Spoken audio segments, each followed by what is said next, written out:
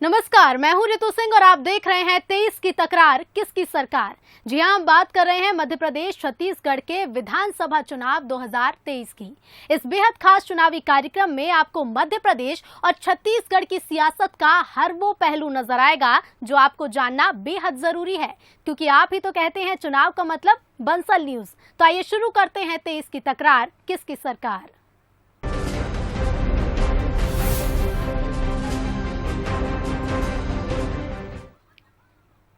और सबसे पहले बात करेंगे इलेक्शन टुडे की, जिसमें आज की खबर है दिग्गी का मिशन सिंधिया। मध्य प्रदेश में 2023 का चुनाव सिर पर है, तो दिग्विजय सिंह मेंटल गेम के जरिए सिंधिया को टारगेट कर रहे हैं ताकि सियासी टकराव के जरिए 23 की तकरार में मनोवैज्ञानिक बढ़त बना सके। लेकिन बीजेपी इसे सिर्फ दिग्गी की कुंठा बता रही है। बलराम सिंह ने अनेक बजरंग दल के कार्यकर्ताओं के नाम पर अनेक खाते खोले, जिसके आधार पर आईएसआई की राशि इन जासूसों को दिया जाता है। मध्य प्रदेश के पूर्व सीएम दिग्विजय सिंह के इस ट्वीट को देखिए। ये ट्वीट नया है, लेकिन दिग्विजय और सिंधिया के बीच सियासी अदावत काफी पुरानी है। मुद्दा भले ही कर्नाटक चुनाव में बजरंग दल से जुड़ा है, लेकिन दिग्गी राजा ने महाराजा को घेरने का मौका नहीं छोड़ा। दरअसल ग्वालियर और राघौगढ़ घराने की ये सियासी लड़ाई दशकों पुरानी है, जो 2020 की सियासी उठापटक के बाद और भी बढ़ गई। कुछ दिनों पहले भी दिग्विजय के बयान ने एमपी की सियासत में उबाल ला दिया था, जिसमें उन्होंने कहा था कि दूसरा सिंधिया कांग्रेस में पैदा ना हो। 2018 में भी कहा था सरकार हमारी बनेगी, बनी। 15 महीने में हमारे कुछ बड़े बड़े धनाढ्य विधायक और कमाई में लग गए, करोड़ रुपए लेके बिक गए। करोड़ रुपए ऑफर आए थे, इन्होंने मना कर दिया। और मैं इसीलिए कहता हूं, अकाल दूसरे ज्योतिरादित्य सिंधिया कांग्रेस में पैदा ना हो। इस बयान के बाद तो जैसे बीजेपी अटैकिंग मोड में आ गई थी और सीएम शिवराज से लेकर सिंधिया समर्थकों ने दिग्गी को कोरोना की उपाधि देते हुए चीन पाकिस्तान तक भेज दिया था। अब एक बार फिर महाराज पर हमला हुआ तो सिंधिया के समर्थन में बीजेपी किसी कवच की तरह सामने आ खड़ी हुई। नहीं, देखिए, मनुष्य के दिमाग में या किसी भी नेता के दिमाग में जब कोई कुंठा होती है, कोई चीज उसको चुभती है, तो वो उसी दिशा में व्यक्त करता है। दिग्विजय सिंह जी भी इसीलिए ज्योतिरादित्य सिंधिया जी को बार बार निशाने पर लेते हैं। हमेशा से सिंधिया परिवार गुना जिले में डोमिनेट करता रहा है महाराजा होने की वजह से, और इसीलिए अपने जिले में भी पूरे विस्तार का मौका दिग्विजय सिंह जी को नहीं मिला। भले ही वो पूरा प्रदेश चलाते रहे हों, लेकिन गुना जिले की राजनीति में उनकी कभी नहीं चली। सिंधिया को घेरने के पीछे कांग्रेस पूरी रणनीति के साथ काम करती दिख रही है, ताकि वो पूरे प्रदेश पर फोकस ना कर पाएं। और ये काम जब दिग्विजय सिंह करते हैं तो सिंधिया पर दबाव बनना भी तय है। दिग्गी इस मेंटल गेम से 23 की जंग जीतने में जुटे हैं और मनोवैज्ञानिक बढ़त बनाना चाहते हैं, लेकिन बीजेपी भी इस रणनीति को खूब समझती है और दिग्गी की चाल पर 1.5 चाल चलती नजर आती है। Bureau report, Bansal news. Bajrang Dal को लेकर शुरू हुई सियासत अब बजरंग बली पर आ गई है और इस सियासी लड़ाई ने कर्नाटक में ही नहीं बल्कि मध्य प्रदेश की राजनीति में खलबली मचा दी है। गृह मंत्री नरोत्तम मिश्रा ने तो कमलनाथ को लेटर लिखकर अपना पक्ष रखने को कहा, तो बीजेपी कांग्रेस और कमलनाथ को आड़े हाथ लिए हुए है। हालांकि बीजेपी को जवाब देने में कांग्रेस भी पीछे नहीं दिख रही है। ये पत्र है जो माननीय कमलनाथ जी को मैंने लिखा है। अब स्पष्ट करें आदरणीय कमलनाथ जी, जो कर्नाटक में कांग्रेस ने अपना घोषणा पत्र जारी किया है, दृष्टि पत्र जारी किया है, मैनिफेस्टो जारी किया है, उसमें बजरंग दल की तुलना पीएफआई से की। अब कमलनाथ जी बताइए कि आप इनके साथ हैं या नहीं है। एमपी के सियासी दंगल में बजरंग बली की गूंज सुनाई दे रही है। सियासत के महाबली अब बजरंग बली के बहाने एक दूसरे की आस्था पर सवाल उठा रहे हैं। कर्नाटक में कांग्रेस ने बजरंग दल को बैन करने की घोषणा क्या की? एमपी में नेताओं के बीच बयानों की तलवारें खींच गई। गृह मंत्री डॉक्टर नरोत्तम मिश्रा ने पीसीसी चीफ को पत्र लिखकर स्पष्टीकरण तो मांगा ही, साथ ही मुख्यमंत्री शिवराज सिंह ने भी कांग्रेस पर सीधा हमला बोला। कांग्रेस की मति मारी गई है। बजरंग दल पर प्रतिबंध लगाने की बात करते हैं। वो बजरंग दल जो प्रखर राष्ट्रवादी संगठन है, जो आतंकवाद का विरोध करता है, लव जिहाद का विरोध करता है। कमलनाथ जी बड़े हनुमान जी के भक्त बनते हैं। प्रतिबंध बजरंग दल पर लगाने की बात कांग्रेस कर रही है, कमलनाथ भी जवाब दें। अब बजरंग दल की तुलना पीएफआई से हो और बीजेपी मौन रहे, ये कैसे हो सकता था? चुनावी साल में ये मुद्दा कांग्रेस को घेरने के लिए काफी है। यही वजह है कि बीजेपी कमलनाथ के हनुमान भक्त होने पर भी सवाल खड़े कर रही है। हालांकि कमलनाथ ने भी इस पर जवाब दिया और साफ कह दिया कि नफरत फैलाने वाले संगठनों पर कार्रवाई होनी चाहिए। सुप्रीम कोर्ट ने कहा है, कई जगह कहा है, आज की कल ने कहा कि जो भी ऐसी संस्थाएं और व्यक्ति हैं जो सामाजिक विवाद पैदा करती है, उन पर कड़ी कार्रवाई होनी चाहिए। ये किसी को टारगेट नहीं करते। कर्नाटक विधानसभा की गर्मी एमपी की सियासत को भी तपा रही है। राजनीतिक विश्लेषकों का मानना है कि बजरंग दल के जरिए कांग्रेस ने फिर हिंदुत्व के मुद्दे को हवा दे दी है और बीजेपी इसका फायदा लेने की भरपूर कोशिश भी करेगी। हालांकि कांग्रेस इसका काउंटर कैसे करेगी ये तो देखना ही होगा, लेकिन इतना तो तय है कि एमपी में चुनाव से पहले बजरंग बली के बहाने हिंदुत्व को लेकर नई बहस छिड़ सकती है। Bureau report, Bansal news. तो बजरंग बली पर सियासी खलबली सिर्फ मध्य प्रदेश ही नहीं बल्कि छत्तीसगढ़ में भी मची हुई है। छत्तीसगढ़ के मुख्यमंत्री भूपेश बघेल का भी एक बड़ा बयान सामने आया। सीएम ने कहा कि जरूरत पड़ी तो छत्तीसगढ़ में भी बजरंग दल को बैन करने की सोचेंगे। अब उनके इस बयान के बाद प्रदेश की सियासत भी गर्मा गई है। बजरंग दल होगा बैन, छत्तीसगढ़ में सियासत बेचैन, कर्नाटक की राह पर छत्तीसगढ़। ये सवाल अहम है क्योंकि कर्नाटक में कांग्रेस ने बजरंग दल को बैन करने की घोषणा की तो छत्तीसगढ़ में भी इसको लेकर सियासत शुरू हो गई है। सीएम भूपेश बघेल ने तो साफ कह दिया है कि जरूरत पड़ी तो बजरंग दल को छत्तीसगढ़ में बैन करेंगे, यानी छत्तीसगढ़ भी कर्नाटक की राह पर चलता दिख रहा है और सीएम भूपेश बघेल भी बजरंग दल को लेकर सख्त दिख रहे हैं। वहाँ क्या हो रहा है उसके कारण से यहाँ ऐसा होगा। यहाँ की परिस्थिति के हिसाब से यहाँ के बजरंगियों ने कुछ गड़बड़ की तो उसको ठीक कर भी दिए हम लोग, है ना। जरूरत पड़ेगी तो यहाँ भी सोचेंगे, लेकिन अभी वहाँ की समस्या के हिसाब से उस प्रदेश के जनप्रतिनिधियों ने, हमारी पार्टी के पदाधिकारियों ने जो सोचा है वो उसके हिसाब से। इधर सीएम भूपेश के बयान के बाद बीजेपी को उन्हें घेरने का मौका मिल गया है। बीजेपी ने बजरंग दल के बहाने कांग्रेस पर हमला तो बोला ही, साथ ही आरोप लगाए कि कांग्रेस ने अपने असली चरित्र को उजागर किया है। कर्नाटक चुनाव में कांग्रेस पार्टी ने बजरंग दल पर बैन लगाने की बात को कहकर और बजरंग दल की तुलना पीएफआई से कर करके अपने असली चरित्र और असली चेहरे को उजागर कर दिया। श्री भूपेश बघेल जी ने छत्तीसगढ़ में बजरंगियों पर कार्रवाई करने की बात कही और उन्होंने कहा कि हम उनको ठीक कर देंगे। ये इस प्रदेश में मुख्यमंत्री का और कांग्रेस के ओरिजिनल चेहरे को स्पष्ट करता है। बजरंग दल को लेकर शुरू हुई बयानबाजी से तो ये तय लग रहा है कि छत्तीसगढ़ विधानसभा चुनाव में हिंदुत्व का मुद्दा फिर गरमाने वाला है। खैर, हिंदुत्व के मुद्दे पर बीजेपी शुरू से ही लीड लेती रही है, लेकिन कांग्रेस इस बार बजरंग दल को अलग तरह से पेश कर इसके जरिए बीजेपी को घेरने का प्लान बना रही है। अब देखना ये होगा कि बजरंग दल पर शुरू हुए इस सियासी दंगल में कौन बाजी मारता है।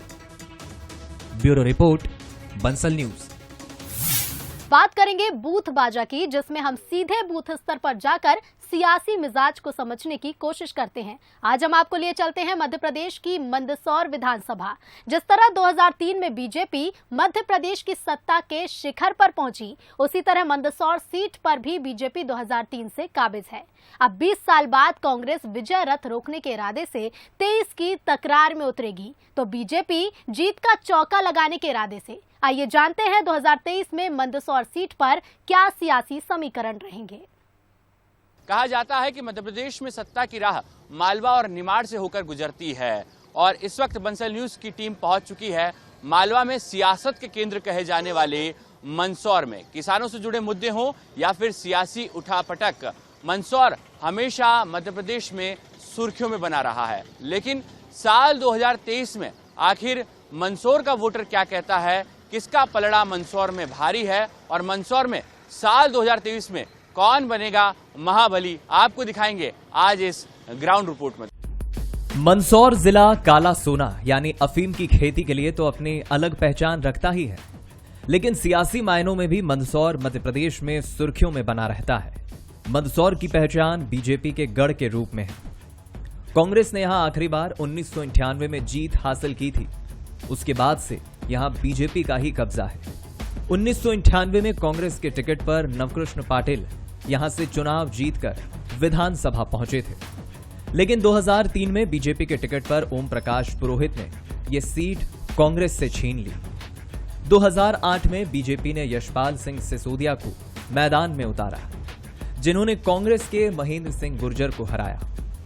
यशपाल सिंह सिसोदिया के तौर पर बीजेपी का तीर निशाने पर लगा और इसके बाद 2013 और 2018 में भी यशपाल सिंह सिसोदिया लगातार जीतकर इस गढ़ को और मजबूत कर चुके थे।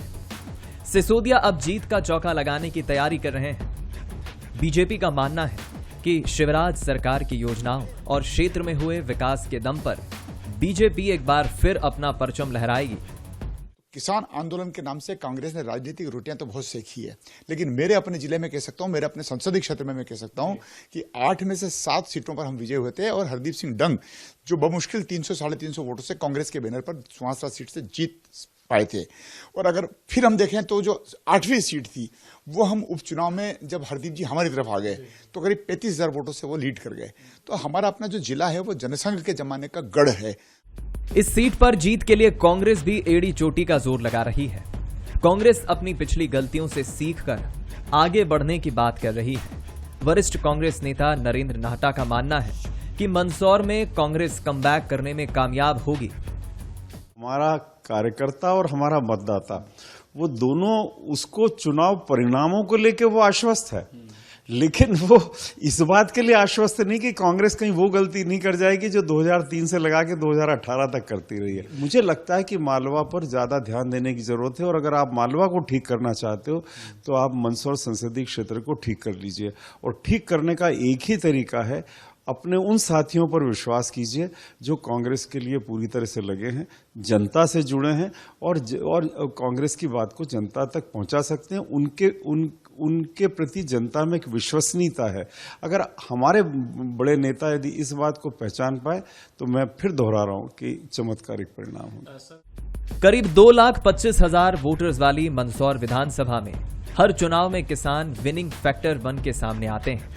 किसानों का कहना है कि बीजेपी सरकार में विकास जरूर हुआ है, लेकिन 2023 में मंदसौर में किसका परचम लहराएगा, इस पर खुलकर बोलने से बच रहे हैं। बिल्कुल भाजपा ही आएगी सर। बहुत साल से हमारे यहाँ भाजपा ही आती है क्योंकि यहाँ विकास वगैरह और सारा काम बहुत अच्छी तरह से होता है और सब लोगों की सुनते भी है यहाँ पर और जो जिसको जैसा काम कराना वैसा काम हो भी जाता है। किसानों से जुड़े अभी जैसे सरकार ने मुआवजा भी दिया है, जैसे ओलावृष्टि हुई थी इसमें भी अभी मुआवजा मिला है लोगों को। भारतीय जनता पार्टी की सरकार ही बनेगी क्योंकि विकासवादी मंदसौर के अंदर विपक्ष है ही नहीं।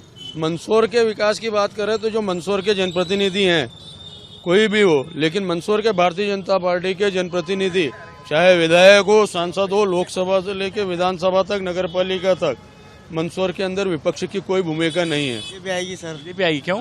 बस बीजेपी का ये मंदसौर का गढ़ है सर बीजेपी। फिर भी क्या जादू है? बस बीजेपी का जादू है सर।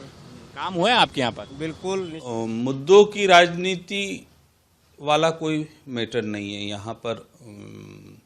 किसान आंदोलन जैसा अगर फेल हो सकता है, मुझे नहीं लगता कि दोनों ही दलों में से किसी को भी उस आंदोलन का कोई लाभ मिला हो। ऐसी स्थिति में हम बहुत स्मूथ चुनाव की बात करते हैं। यहाँ किसान आंदोलन को लेकर पिछले कुछ समय से पूरे देश में सुर्खियों में रहने वाले मंदसौर में इन दिनों सियासत पूरे जोर पर है। 2023 में बीजेपी अपने गढ़ को बचाने के लिए जद्दोजहद में जुटी हुई है, तो कांग्रेस के सामने चुनौती है कि मंदसौर में आखिर बीजेपी को मात कैसे दी जाए।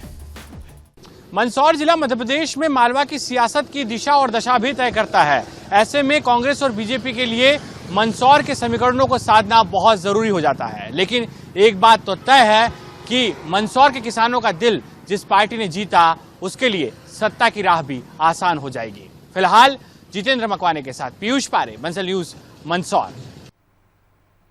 और अब वक्त है हमारे बेहद खास सेगमेंट बोले तो नेताजी का। बोले तो नेताजी में मुलाकात करिए छत्तीसगढ़ बीजेपी के कद्दावर नेता और बिलासपुर से 4 बार विधायक रहे अमर अग्रवाल से। 2018 में अमर अग्रवाल को कामयाबी नहीं मिल पाई, लेकिन 2023 को लेकर वो पूरी रणनीति के साथ मैदान में हैं। तो चलिए जानते हैं कि क्या है बीजेपी की रणनीति और किस मुद्दे के साथ पार्टी मैदान में उतरेगी।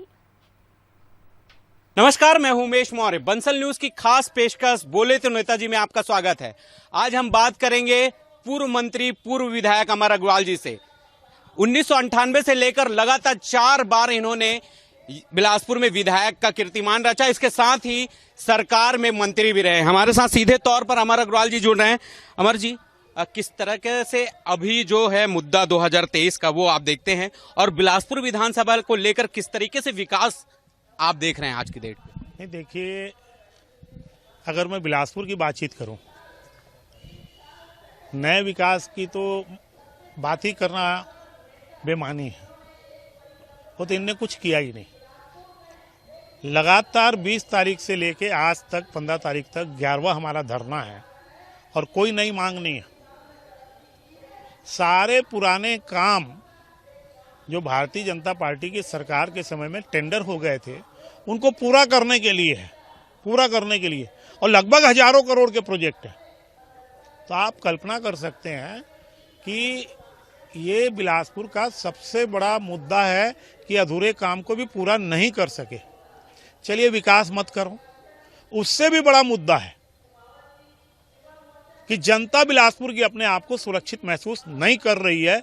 लोगों की जमीन लूटी जा रही है, शासकीय तो लूट ही रहे हैं, निजी जमीन लूटी जा रही है, अपराध हो रहे हैं, चाकूबाजियां हो रही हैं, गुंडागर्दी का आलम इस शहर में हो गया है। कानून व्यवस्था पूरी तरह से इस बिलासपुर की ध्वस्त हो गई है और भ्रष्टाचार खतरे के निशान से ऊपर बह रहा है। तो वास्तव में ये मुद्दे हैं। और जहां तक अगर आप 2023 प्रदेश के मुद्दे की बातचीत करेंगे, तो विकास भी एक मुद्दा है कि 5 साल में इन्हें कुछ नहीं किया। कानून व्यवस्था भी एक मुद्दा है पूरे प्रदेश का, और भ्रष्टाचार भी एक मुद्दा है कि भ्रष्टाचार खतरे के निशान से ऊपर बह रहा है। बिलासपुर में जनता के बीच आप जाएंगे तो किन मुद्दों को लेकर जाएंगे? भारतीय जनता पार्टी क्या मुद्दे को लेकर जाएगी 2023 चुनाव? देखिए, जहां तक मैं समझता हूं, इस बार जो 2023 का जो चुनाव होगा, मुद्दा भारतीय जनता पार्टी को बताने की जरूरत ही नहीं है। जनता मुद्दा बता रही है कि हमसे लूटमार हो रही है, हमारी जमीन छीनी जा रही है, और कोई भी जगह जाओ भ्रष्टाचार अपनी चरम सीमा पे है। जनता हमको मुद्दे बता रही है। हम तो केवल उनकी भावनाओं के आधार पर ये सारी चीज दूर करने की अपील करेंगे। जनता के पास ये खुद ये मुद्दे बने हुए हैं। लगातार आप प्रदर्शन के जरिए लोगों के बीच जा रहे हैं, बातचीत कर रहे हैं। क्या उम्मीद की जाए 2023 में आपको टिकट मिलेगा और आप फिर से जीत के आएंगे? मैं भारतीय जनता पार्टी का कार्यकर्ता हूं, और भारतीय जनता पार्टी के कार्यकर्ता के नाते काम करना हर कार्यकर्ता करता है इस पार्टी में।